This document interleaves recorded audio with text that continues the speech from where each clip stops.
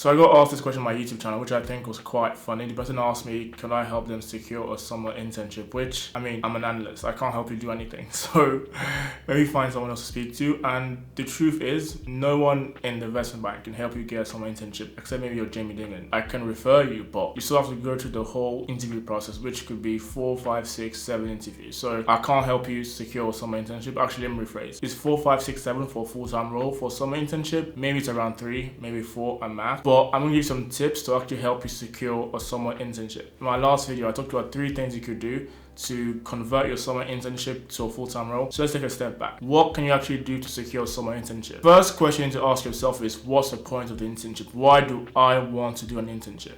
And it's typically 2 reasons. Number 1, people want to convert that into a full-time role, and people want experience. Because actually some people don't want to go and work when they graduate. They want to go do a master's, PhD, or even just do some traveling. So, and if your reason is the first one, meaning you want to gain a full-time role, why on earth would you just apply to the biggest banks in the world? What you should do is increase your pool, because a lot of these comments, a lot of these questions stem from the fact that people want to start off their career at the biggest place possible. They think they have the right to start off at Citadel, Jane Street, JP Morgan, Goldman Sachs, Morgan Stanley. People are only willing to apply to the biggest banks, biggest hedge funds in the world. Whereas what you actually be looking at is trying to increase your probability by applying to a load of different places. Apply to lower tier banks, mid-tier banks, bulge bracket. Apply to every single thing, because at the end of the day, if you're in second year university, you don't know anything. Let me rephrase. You know what they've taught you, but actually don't know anything about work. You have no experience. This is why you're doing the internship. So I think where the main problem lies is for investment banks, they recruit mostly for summer interns. So most of the time, they take on 1,000 summer interns and they offer full-time roles to those people. And there's not a lot of full-time roles available during the year. So I get why you might think it's best to apply only to the big banks for summer internships in order to get invited and to get a full-time role. You shouldn't think that you not starting your career off at the biggest firm in the world is a failure. You should look at it like this. The summer internship is a time for you to accumulate experience, which in the long run, I promise you, will pay off. Everyone needs to decide what their route into investment banking is going to be. If your route is helping being through a summer internship, then you need to apply to loads of different summer internships and increase your probability. And another way you could actually secure a summer internship is to do spring weeks. I didn't have the experience doing spring weeks just because I was busy partying and I didn't even know those were on. But from my friend's experience, spring weeks seem to be quite helpful, but not in a causality way, more of a correlation way. What I mean by that is, it's not the fact that you did a spring week that you're going to get a summer internship most of the time. It's the fact that during the spring week, you ask questions, you gain some knowledge and go into the habit of working. So that way, during the summer internship interviews, when you're being interviewed by people working at the investment bank, you can see that 1, this person knows what they're talking about. 2, this person is actually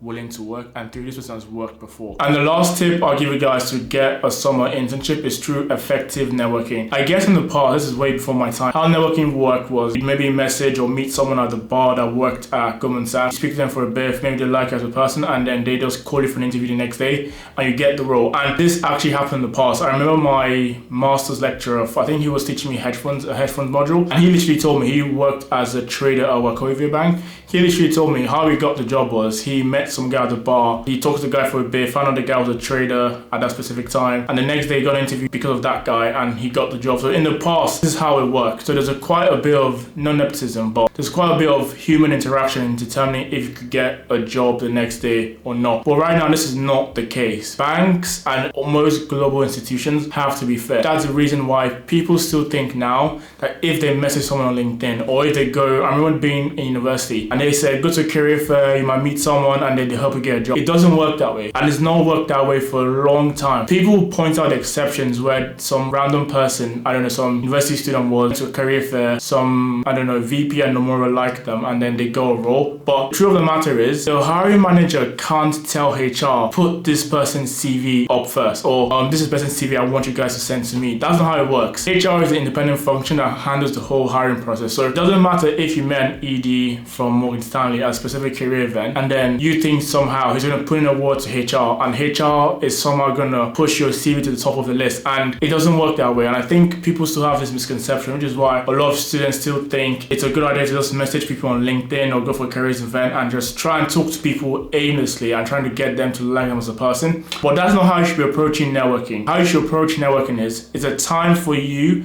to get some specific insight into what that person does or what the company does which you can then leverage if you make it to the interview process. So how networking should really work is, let's say for example, you wanted to work in equity research and you went for a careers event, and let's say it was a VP or an associate at Morgan Stanley presenting, and he worked in equity research, and let's say he covered fintechs and banks or something like that. What you should be doing is have a list of questions you want to ask the person and get that valuable insight from them. This could be on what specific companies they're looking at, what they think is interesting within the field or within that specific niche. And then what happens is, if you get to the interview and you sort of bring up those insights and actually say, I spoke to this person, this is what they said, and I actually believe he's correct or she's correct, and I support it with this other research I've done on my own, because that way it shows that, okay, you took on what the person said. But the one thing that most bankers are looking for, people in interview are looking for, is, does this person question what he's being told or what she's being? You just take what this person said at face value because, I don't know, they work in equity research and for Goldman Sachs, you think it's correct. That's not the attitude you should have. You should take that on, do some research on your own, and then go into the interview and say, I spoke to, I don't know, Emeka, and he works at Goldman Sachs, he works in equity research, and he said this about that. Although I agree with certain points, this is how I'm actually viewing that situation. And honestly, if you do that in an interview, it's going to pay off dramatically. Like, I'm telling you, interviewer will be completely shocked, and that is how you get hired. Also on LinkedIn, it's just not worth reaching out to everyone you see on LinkedIn. I'm going to reach out to all these people in JP Morgan and ask them some specific questions. Just asking questions or saying, hey, what's your day like working at JP Morgan doesn't really benefit. You need to ask more insightful questions. And honestly, for me, my approach would be to try and meet that person for coffee or for a Zoom like chat instead of like texting, or like, I think it's just better to like actually speak to the person, because then you can actually get more information out of them, because people don't really want to reply like sending long paragraphs. I don't like sending long paragraphs. If you ask me a question, I'd rather